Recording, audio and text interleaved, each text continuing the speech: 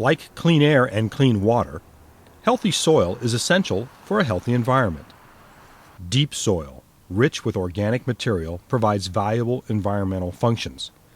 It absorbs rainwater, releasing it to plants between rainfalls, helps prevent flooding and soil erosion, and filters out pollutants.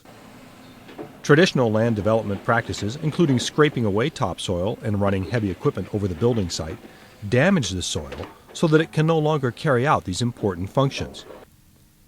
To preserve and restore healthy soils, King County now requires all construction projects involving site development to meet a soil depth and quality standard as part of the construction process. Department of Natural Resources and Parks Project Manager Chris Beatty explains the guidelines for the program. Effective January 2005, King County adopted a post-construction soil standard. And the soil standard requires a minimum depth of 8 inches of loose, uncompacted topsoil. It also requires that the soil have an organic matter content of 5% for turf applications and 10% for planting beds. That's about 20 to 25% compost by volume in the topsoil and 35 to 40% for planting beds. Soil organic matter is the decomposed material that you find in the soil that feeds worms and other soil life. It's essential to making the nutrients available to plants so that you can have a healthy, thriving landscape. Contractors have a variety of methods available to them that can help them achieve the soil standard. For conditions where the site has native soil, and this would be areas that are forested, they can leave those areas undisturbed. They can fence them off, and they can just do the construction around those areas. The other option they have is to stockpile the site soil and then reapply it after construction is complete.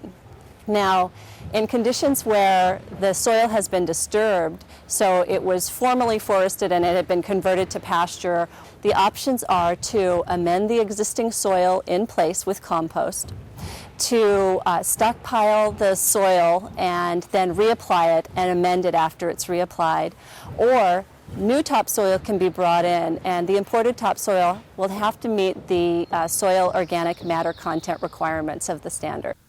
The developer of this Renton project, Cam West, has worked with King County to demonstrate the value of amended soils, like those specified by the soil standards. For contractors, the soil standards are a new requirement, but part of the evolution of site development. Topsoil now joins the list of building site components like framing, plumbing, and electrical that will need to be inspected before the project can be approved. Landscape architects have been advocating for better soil management practices for years, just because of all the benefits to healthy plant growth and water quality, quite frankly. This ordinance brings us into compliance with the new stormwater management, BMPs, or best management practices. Placing amended soils or stockpiling topsoils is another step in the process, and it's quite a large one. So there's front-end cost to that. I do believe there's absolute long-term savings and benefit to that, from healthier plant material, better growing medium, the whole opportunity for water to stay on sites longer, infiltrate, water quality impacts or improvements, if you will.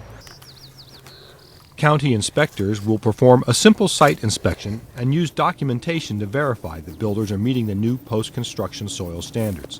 What we're looking at when we come in the field is we have an approved soil plan that through the review process somebody looks over it and makes sure that it makes sense and adds up to what's on the site before any development occurs.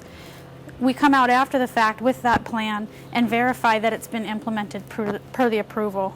And how we do that is visual observation, and then digging holes to see what the soil actually looks like, and then also collecting receipts from the soil vendors that provide the soil. Well, you can see how easily the shovel goes into the soil. That's an indication that the top foot or so of the soil is loose and non-compacted, which is what we're looking for. So it has the availability to hold water. So we'll do that sporadically throughout the site to make sure that it's been applied about the site.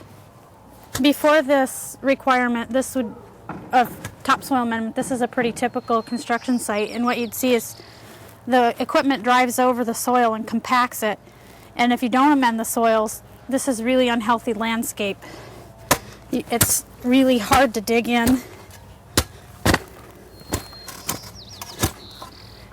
And the water will not infiltrate. It's just going to run right down to the stream. What does healthy soil do for a home? Well, that's a question King County's own Yard Talk guys are happy to answer.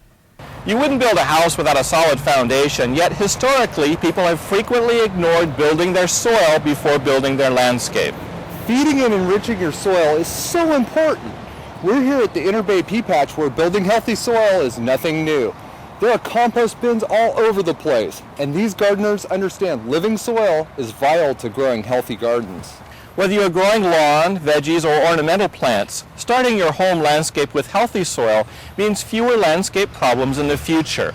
This also means you save money in the long run. No kidding. Plants aren't cheap, and replacing them means additional time and money. Spending a little more before installation saves you money that you would end up spending on water, plant replacement, and landscape chemicals. Decompacting your soil and making sure it has the best level of organic matter is the solution for most of the soil problems we have in the Pacific Northwest. And it's not just about the money. A healthy, vibrant, plant-filled landscape is better for your health, the environment, and resale value. The homeowner reaps the long-lasting benefits of having a foundation of healthy, deep soil for their landscape plants. I know it's going to add value to the home, not only while we live here and enjoy it now, but if and when we sell in the future. This will add great value to the home, and I think it's going to add great value to the community in general. And more and more home development areas take this philosophy of soil development and all. I think this will be a great thing. King County is one of the first areas of the country to make soil standards a mandatory part of the building process.